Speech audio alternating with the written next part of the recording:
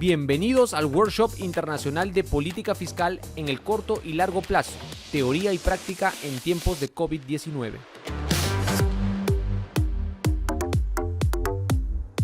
Muchísimas gracias, Carlos, y muchas gracias, Yuliño, por esta invitación y este workshop que es tan útil.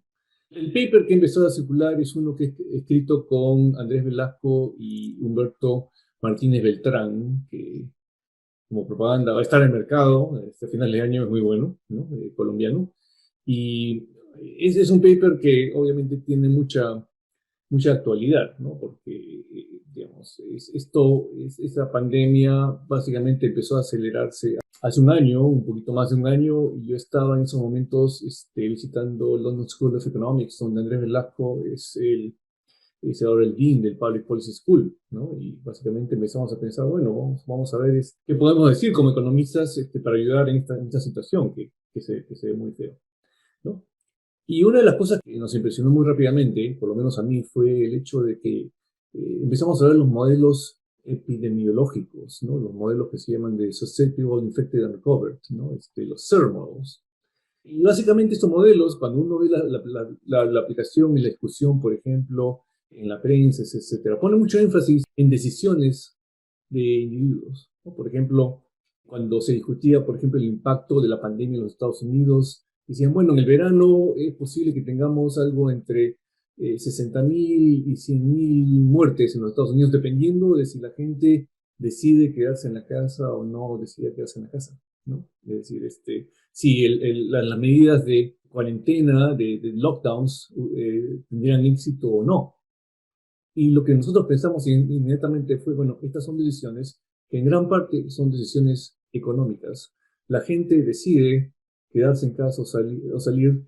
En principio, como economistas, queremos pensar que esto, digamos que, por lo menos en alguna medida, estas decisiones, ¿no?, reflejan las decisiones de gente que mira los costos y beneficios, tanto en términos de contagio, de si se van a enfermar y con cierta probabilidad, pues, tienen peligro de morir, por un lado, si es que salen a la calle. Pero por otro lado, la gente tiene que ganarse el pan de cada día también. Entonces se puede morir de esa manera también, ¿no? Y entonces tenemos que estar pensando que los incentivos, de varios modos, ¿sí?, y sobre todo los incentivos económicos que tienen las personas para, por ejemplo, tener actividades económicas, moverse en distintos sitios, digamos, afectan la trayectoria de la pandemia en sí.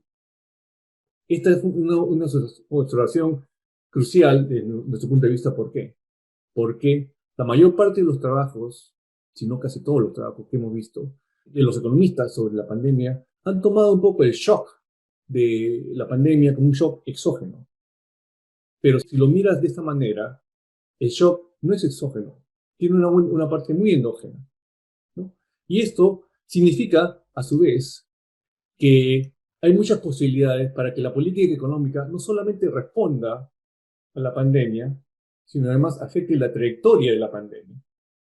Ese es un punto crucial, ¿no?, que Velasco y yo desarrollamos ya hace un año en un paper que sacamos, un paper simple con 2 periodos, que sacábamos sobre cómo es que la política económica, a través de los incentivos que da a la gente a tomar decisiones que afectan, por ejemplo, el grado de contagio y la transmisión del virus, tiene un impacto sobre un shock que todo el mundo toma como exógeno, pero si lo miras más claramente, debería tomarse como un resultado endógeno y que depende en gran parte de las medidas económicas que nosotros tomamos, ¿no?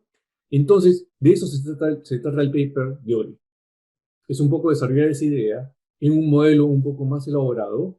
Como vamos a ver, se parece mucho a los modelos epidemiológicos dominantes, pero que toma muy en serio la idea de que, bueno, esos modelos no han incorporado la idea de que lo que la gente hace en una pandemia, como en todo, depende de los incentivos que, en cierto grado, también la política económica les da. No solamente los mandatos de quedarse en casa o social distancing, ¿no?, también la política económica tiene un impacto importante. Y la pregunta es, bueno, ¿cómo funciona y qué resultados tenemos? ¿No? Entonces, este paper, ¿no?, es un modelo dinámico de la interacción entre la pandemia, incentivos de todos tipos, sobre todo económicos, y la política económica.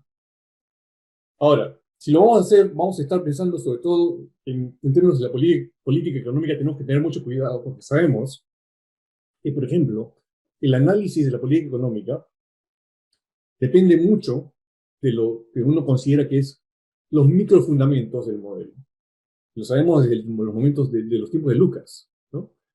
Entonces, el modelo que nosotros tenemos, si bien se comporta muy cercamente a ciertos modelos dominantes, por otro lado, es más cuidadoso en los microfundamentos de, por ejemplo, cómo sucede contagios, etcétera, etcétera. Lo estoy diciendo porque hay otros modelos que voy a mencionar en su momento, que, por ejemplo, pueden ser interesantes desde el punto de vista de business cycles, de ciclo de negocios, pero que nos pueden dar básicamente lecciones controversiales o erradas con respecto a lo que puede hacer la política económica. Entonces, bueno, el modelo que voy a presentar, ¿no?, tiene una dinámica que es muy similar a los modelos dominantes, por un lado, pero por otro lado, la tasa de infección y el desarrollo del virus depende, en nuestro modelo, como en los modelos dominantes, dicho de paso, de las decisiones individuales de la gente, en particular en nuestro modelo, de quedarse en casa o salir a trabajar afuera de la casa, ¿no?, a un mercado, por ejemplo, o a la oficina. Pero estas decisiones obviamente van a depender de los incentivos económicos. Por un lado, hay incentivos económicos, es decir, la gente probablemente puede ganar más fuera de la casa que quedándose en la casa, ¿no? Pero por otro lado, la gente sabe que saliendo de la casa quizás la probabilidad de enfermarse es mayor, ¿cierto? Entonces, esa es la decisión, y entonces por eso tenemos que mirar el impacto de los incentivos en el equilibrio del modelo. Y cuando uno mira así, entonces hay un montón de consecuencias importantes que básicamente otros modelos no toman en cuenta. Por ejemplo, queda muy claro que, digamos, en este tipo de modelos las expectativas, como que la gente, por ejemplo, reacciona no solamente con respecto al pasado de la pandemia, sino al futuro de la pandemia, digamos, termina siendo muy importante, ¿no? Es decir, de hecho, dramáticamente en nuestro modelo, y creo que por primera vez, básicamente, en este tipo de modelos, demostramos que en este tipo de modelos hay equilibrios múltiples, expectacionales, ¿no? Y eso significa que hay muchas posibilidades para la política económica. Por ejemplo, la necesidad de una comunicación clara de las políticas económicas, de un liderazgo del gobierno para tratar de coordinar, por ejemplo, las expectativas de los agentes para que, por ejemplo, se comporten de cierta manera, quedarnos en casa, así que vamos a una directiva de cuarentenas. Todas estas ideas que no tienen ningún rol en los modelos dominantes, en nuestro modelo aparecen muy claramente como centrales. Es decir, uno puede comparar, por ejemplo, nuestro modelo con los modelos dominantes, ¿no? Por ejemplo, en los modelos dominantes de tipo SIR, ¿no? Básicamente, si bien reconocen que el comportamiento humano es importante, ese comportamiento, estos modelos epidemiológicos no lo estudian, no lo incorporan en su modelo, simplemente es asumido.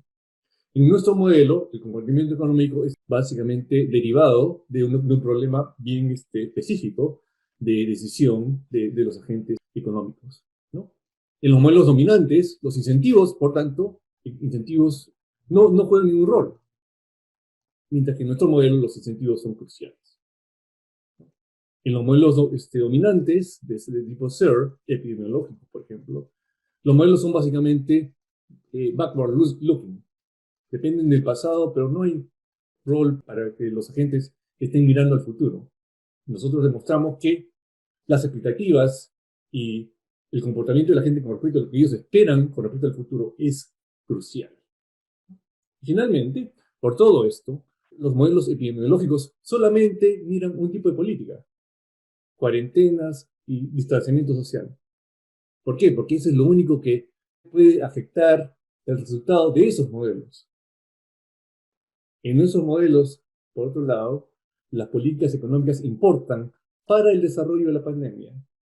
E importan, ¿por qué? Porque afectan los incentivos para que la gente se mueva, por ejemplo, en distintos sitios, y eso afecta la forma como se transmite el virus, ¿no?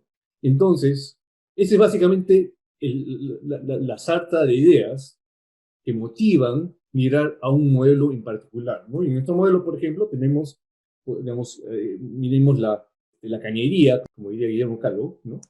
O Rudy Dormush. Vamos a ver cómo está, cuál es la arquitectura del modelo.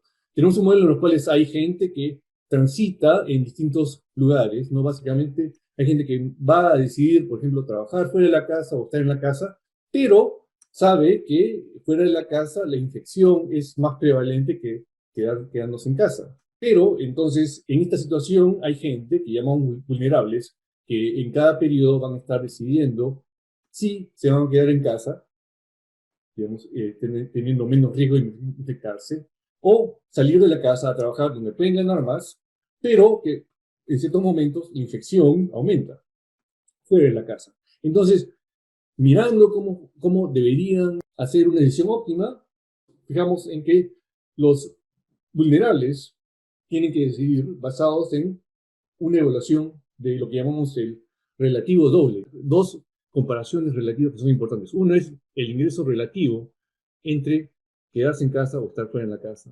Pero por otro lado, el ingreso es la utilidad relativa de estar infectado o no estar infectado, ¿no? Lo cual puede estar afectado por la decisión de estar dentro o fuera de la casa. Entonces, hay varios relativos que juegan un rol importante en esta decisión, ¿no? En equilibrio, entonces, el grado de infección de una economía depende de las decisiones de si la gente se queda en la casa o no. Pero las decisiones de la gente dependen de la evolución macroeconómica, si queremos verlo así, de la infección desde el punto de vista agregado. Entonces, ese es un modelo interesantísimo. Aquí me decía, bueno, me estoy divirtiendo con tu modelo. Yo decía, bueno, yo también me estoy divirtiendo, porque este es un modelo muy interesante, simple, pero muy bonito, de hecho, de paso.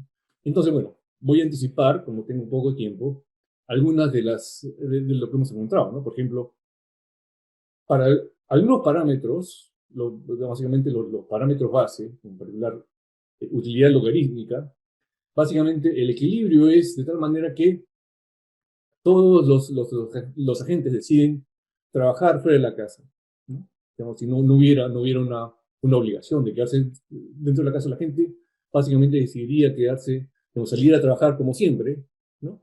Y en ese modelo la dinámica es exactamente igual a un modelo convencional de SER, ¿no? De los epidemiológicos. Sin embargo, esto no significa que los incentivos no importen, en realidad sí importan, pero digamos, uno puede empezar a explorar cuándo es que los incentivos importan más o menos. Por ejemplo, parámetros que no juegan ningún rol en los modelos usuales, en nuestro modelo juegan un rol muy importante. Por ejemplo, si la gente es más aversa al riesgo, por ejemplo, ¿no? Intuitivamente, si la gente es más aversa al riesgo, entonces va a darle más importancia a no contagiarse. Y al darle más importancia a no contagiarse, la gente tiende a quedarse más en casa. Y al quedarse más en casa, eso disminuye la importancia, digamos, la transmisión de la pandemia. Eso sale muy claro en nuestro modelo. Sin embargo, un cambio en la evaluación de riesgo en los modelos usuales epidemiológicos no tendría ningún impacto. ¿Por qué? Porque estos modelos epidemiológicos no están considerando cómo es que la gente toma las decisiones. Esta idea significa, por ejemplo, que políticas económicas, por ejemplo, la política fiscal, si estamos hablando de la política fiscal como el tema de la conferencia, puede tener un impacto muy importante en el desarrollo de la pandemia. Esto lo tratamos de ilustrar un poco dramáticamente, básicamente metiendo en el modelo un paquete fiscal que está básicamente calibrado para replicar el CARES Act de los Estados Unidos en abril, ¿no es cierto? Si ustedes miran lo que sucedió en Estados Unidos en abril, pasó el desempleo, por ejemplo, en Estados Unidos, de alrededor de 4% a casi 15% en un mes. Pero como ha enfatizado Robert Holt y otros, ¿no? La mayor parte de ese desempleo fue simplemente un aumento de la gente que se fue a la casa para recolectar, ¿no?, el incentivo que había dado el CARES Act para subsidiar a la gente que básicamente tenía que dejar de ir a la oficina, ¿no? Es decir, eso es claro, por ejemplo, en los números de Bob Ford. Bueno, en este caso, por ejemplo, nosotros hacemos lo mismo y encontramos cosas muy interesantes. Por ejemplo, un paquete fiscal como el del CARES Act. De hecho, resulta en nuestro modelo en que la infección tiene dos picos, uno pequeño y otro mucho más grande. O sea, y esto sucede, ¿por qué? Porque el CARES Act básicamente extendió el desempleo, los incentivos, el subsidio, la compensación por desempleo por 120 días. Entonces, cuando se acabaron los 120 días, ¿qué cosa sucede? La gente sale otra vez a la calle. Cuando sale otra vez a la calle a trabajar, la gente se infecta de nuevo y de hecho el pico es más alto, ¿no? Eso, por ejemplo, sucede en nuestro modelo. Eso es básicamente para darles una idea de que la intuición es muy natural, el resultado del modelo es muy consistente con datos, por ejemplo, de tránsito, ¿no?, de Google o Apple Transit, ¿no? Y por otro lado, no solamente esto básicamente nos replica un resultado interesante, sino además también nos dice que no es cualquier política económica que importa. O sea, es la parte de la política económica que tiene efectos de incentivos. ¿Por qué razón? Por ejemplo, transferencias universales, mandarle cheques a todo el mundo, en nuestro modelo no afecta el equilibrio. ¿Por qué razón? Porque no afecta la evaluación relativa entre quedarse en casa o no quedarse en casa, ¿cierto? Si la gente va a recibir el mismo subsidio, si se va a trabajar o si se queda en casa, entonces eso no afecta la decisión de la gente. Este modelo, como está desarrollado desde el punto de vista de first principles, de primeros principios, nos puede ayudar a entender cómo funcionan ciertas políticas directas, ¿no? Por ejemplo, distanciamiento social. Nuestro modelo de una política de distanciamiento social es una que reduce el número de contactos de la gente cuando sale de la casa, ¿no es cierto? Entonces, en esa situación, sin embargo, uno se puede preguntar, bueno, ¿el distanciamiento social es más o menos efectivo? ¿Por qué razón? Porque, digamos, cuando la cantidad de contactos fuera de la casa cambia, entonces, en general, la probabilidad de infección va a cambiar. La gente, sabiendo eso, puede decidir quedarse más en casa o quedarse menos en casa. El resultado no es claro, y depende, de hecho, en los detalles del modelo. Entonces, básicamente, nosotros demostramos que, eh, digamos, dependiendo de, por ejemplo, otra vez, los parámetros del modelo, en particular la versión de riesgo, por ejemplo, el distanciamiento social puede tener efectos que son reforzados por efectos incentivos o no. En nuestro modelo, ya he dicho, bueno, puede haber equilibrios múltiples. ¿Por qué razón? Porque cuando la gente espera que la pandemia básicamente sea muy fuerte, los incentivos cambian. Por otro lado, si la gente espera que la pandemia sea menor, que sea de menor importancia, entonces puede ser que pueda decidir quedarse más en casa. ¿Por qué razón? Porque ellos piensan que, digamos, si se infectan, entonces van a perder más en el futuro, ¿no? Entonces, eso significa que en ciertos casos hay un tipo de complementariedad estratégica, que significa que puede haber equilibrios múltiples y obviamente, digamos, estos equilibrios van a ser distintos en términos, por ejemplo, los efectos en términos de enfermedad y muerte. Pero lo más importante de esta discusión es que obviamente en este tipo de modelos, las expectativas y el comportamiento mirando hacia adelante, hacia el futuro, es crucial, ¿no? Y eso también, a su vez, le da a la política económica y del gobierno en general un rol muy importante que no existe en otros modelos que yo sepa, ¿no es cierto? Por ejemplo, el rol de impedir o prevenir lo que se llaman las fallas de coordinación. Bueno, voy a darles una idea del modelo rápidamente. El modelo es un modelo horizonte infinito. Hay tres lugares: la casa, fuera de la casa, lo que voy a llamar el mercado, la plaza, y el hospital, ¿no? El hospital es donde van los enfermos, en otras palabras, ¿no? Tenemos una población cuyo tamaño inicial es 1. Entonces, pensemos en lo que sucede en cada periodo en este modelo. Hay una pandemia, en cierto momento hay una infección pequeña, digamos, el modelo empieza a generar enfermedad. Entonces, en cada momento, en cada periodo, al principio del modelo, hay una cantidad de gente que llamamos los vulnerables, gente que todavía, en realidad estos vulnerables son gente que está propensa a estar enferma o están enfermos pero no lo saben. O sea, nuestros modelos asumen que los vulnerables no saben si están enfermos o no. Esto es obviamente consistente con la realidad, ¿no? Hay mucha gente que tiene el virus, pero que no sabe todavía que lo tiene. O sea, solamente una fracción HT de estos vulnerables, ST, son lo que llamamos asintomáticos. Están todavía en duda de si tienen el virus o no, pero en fin, tienen que decidir ese día qué cosa hacer, algunos, ¿no?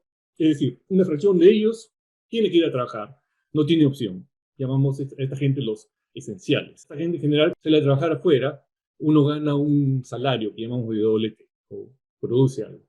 Pero hay otro grupo, que es 1-Q de los vulnerables, que son los que llamamos los decision makers, los que tienen que tomar una decisión. Pueden quedarse en la casa o ir a trabajar fuera de la casa. Trabajando fuera de la casa ganan doble, pero quedándose en la casa ganan menos. Ganan algo que llamamos E por endowment. Entonces, bueno, ¿cuál es la decisión entonces? Por otro lado, la gente sabe que si se va a trabajar fuera de la casa, en general, la probabilidad de infectarse con el virus fuera de la casa es mayor en general que la infección dentro de la casa. Estas probabilidades, sin embargo, van a ser endógenas al modelo. Vamos a posponer esta discusión por el momento, pero en general, básicamente, va a haber un problema no trivial para los decision makers, ¿no? Que van a tener que pensar en si ir a trabajar afuera y ganar más, pero con mayor probabilidad de ser infectados.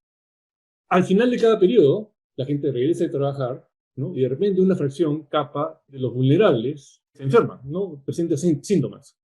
La gente que presenta síntomas, asumimos, se va al hospital. O sea, aquí no hay dicho sea de paso, este es un supuesto que es bastante mejor de los supuestos que están en todos los otros modelos que hemos visto, ¿no? Porque todos los otros modelos, básicamente, no hay una discusión acerca de por qué hay gente que está infectada, que la gente sabe que está infectada y sin embargo está circulando como si nada. En nuestro modelo, la gente que está infectada, nosotros hacemos un supuesto, bueno, la gente que está infectada básicamente se enferma, se va al hospital por 18 días y al final de los 18 días o se muere o regresa ya recobrada, ¿no? Es decir, no hay reinfección, dicho de paso, un supuesto que es usual. Ahora, aquí hay dos partes importantes. Primero, el problema de decisión de los decision makers, ¿no? Es básicamente decidir si salir a trabajar o no, ¿no? Fuera de la casa. Y al hacerlo, tiene que comparar, como dije, primero hay un costo de quedarse en la casa, que está dado por la diferencia en W T menos E, multiplicada por la utilidad marginal del consumo. Pero quedarse en la casa básicamente puede cambiar la probabilidad de infección, que está por esta diferencia entre los PIs, por un lado, y por otro lado, D, S y VH, que básicamente es la ganancia relativa de no enfermarse, ¿no? Es básicamente la idea del doble relativo. Bueno, por otro lado, la probabilidad de infección depende de lo que la gente haga, ¿no? Por ejemplo, suponemos que la probabilidad de infección depende de cuánta gente, la proporción de gente sana que hay en el mercado. Y la proporción de gente sana que hay en el mercado depende de cuántos de los decision makers deciden ir al mercado. Y básicamente, ese es cómo funciona el problema. Voy a darles un par de ilustraciones de cómo funciona el modelo, ¿no? En la calibración, que es el benchmark, cuando la utilidad es logarítmica, por ejemplo, el modelo se comporta exactamente como un modelo SERP, ¿no? Por ejemplo, aquí tenemos varias estadísticas. En particular, el primer panel es cuánto tiempo se queda la gente fuera de la casa, básicamente todo el tiempo. El PT es 1. Digamos, el modelo básicamente nos da, digamos, un comportamiento de la infección, de los casos, de la muerte, que se parece mucho a los modelos SERP. Pero, por ejemplo, si la gente es más aversa al riesgo, ¿qué cosa esperaríamos nosotros? Que la gente tenga más miedo de enfermarse. Y eso es lo que sucede en este modelo, ¿cierto? Aquí, por ejemplo, las líneas punteadas son en el caso de cuando el coefficient of risk aversion es 10, es 10. ¿No? En este caso, hay una fracción, digamos, cuando la pandemia se vuelve muy grave, ¿no? La gente empieza a quedarse en la casa. Entonces, como la gente se queda en la casa más, la gente se infecta menos, hay menos infección, y al final hay menos muertes.